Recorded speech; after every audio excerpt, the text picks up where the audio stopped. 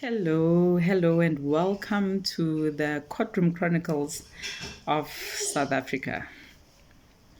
The Courtroom Chronicles Trials of South Africa. I'm Busisiwe Mohapi, and this is my first video, first channel, first everything on YouTube. Yeah, so here I want us to discuss courtroom cases. I want us to discuss courtroom cases. I want us to talk about the victims, the perpetrators, and the day-to-day trials in our country. I want us to look at our justice system. And yeah, I created a channel and I said, let me talk to the masses about my thoughts. And I know that you also have thoughts and you would like to, maybe you would love to share them with me. And I have my very first case that I want us to deal with. I already have a Facebook channel that I have created, and this is the YouTube channel. And thank you very much for joining me. Yeah, so today we're diving into the Timothy Omotoso's case, and he's co-accused. The charges were SA and human trafficking, and yeah, you know that the other one is grape. You know that on YouTube there are things that we just can't say as they are. So I think you understand when I say grape, SA, and human trafficking. So those were his charges with his co-accused. So we have seen that he's been acquitted after 8 years of the trial. He's been acquitted, and just like that, he's been let go. So yeah, I just wanted us to break this down and talk about it. So to start, let's look at his background. Like I said, that he's been co-accused of what he has done, and this case was highly publicized. It was a highly publicized case with serious implications, very serious implications, and it is very, very. Even annoying is not the word. It is very surprising what has happened, and it's shocking. It's shocking that this man has been acquitted. So despite the overwhelming evidence that was presented, the man had 62 charges, and the 62 charges had gone down to 32. I don't know what the NPA has done here. I really don't understand that they didn't take this case seriously. They didn't have enough witnesses. I don't know what to say. I don't know. It's just shocking. And this acquittal has raised a lot of questions, It has raised a lot of questions about the strength of the prosecution's case and the fairness of the trial. It has left us with more questions than answers. And what makes it even more controversial is the fact that someone has been unalived. Someone has been unalived on her driveway at her home. And apparently this lady, Upamela Mabini, has been getting threats. She was threatened, and eventually she was unalived because she was a key witness on this case. But after 8 years, this man has been acquitted. It's shocking, it's painful, and I can imagine what her family is going through.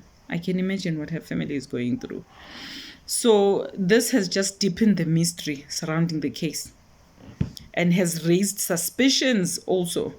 It has raised the suspicions, and the outcome is just ridiculous.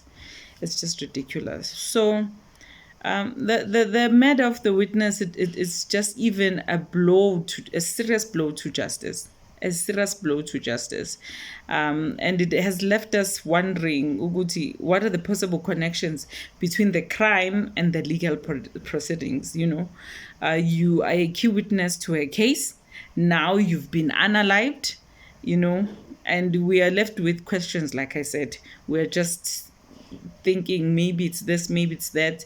It's definitely this, it's definitely that, With the acquittal and the tragic death of the case is far from being over, according to me.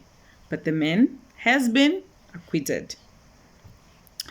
The man was arrested at the airport. That is number one. That's where he was arrested. Secondly, he had 62 charges. And then the number went down to 32. Just imagine. The number went down to 32. And because it this case dragged for a long time, 8 years, some of the witnesses got tired and withdrew. Because we don't know what was the plan. We don't know.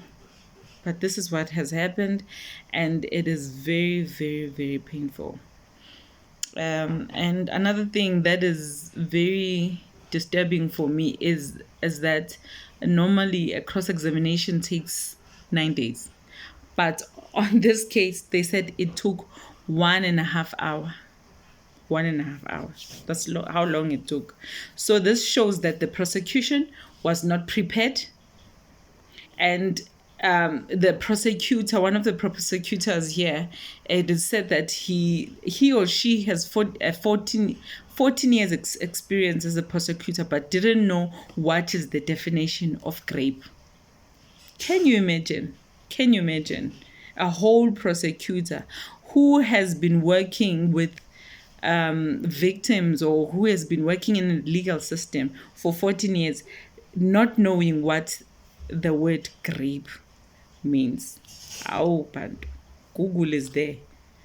We have dictionaries. So it has left me to wonder, Guti, this was done purposely so that this man will be acquitted. We don't know. But all we know is that this is very painful on the victim, on the victim's family, the victim, Pamela, that was gunned down earlier this year, February or March now. She was gunned down on her driveway. And this has also made me to think, Guti, victims will not want to come forward. Whistleblowers won't want to come forward and talk about things like this. And as South African women, are we safe? We have seen the likes of Uyinene being raped and murdered in a post office. We have seen kids who were raped in a toilet. Do you remember that small kid who was raped in the toilet of that Ross restaurant? You go to the post office, you are not safe. You go to the loo, you are not safe.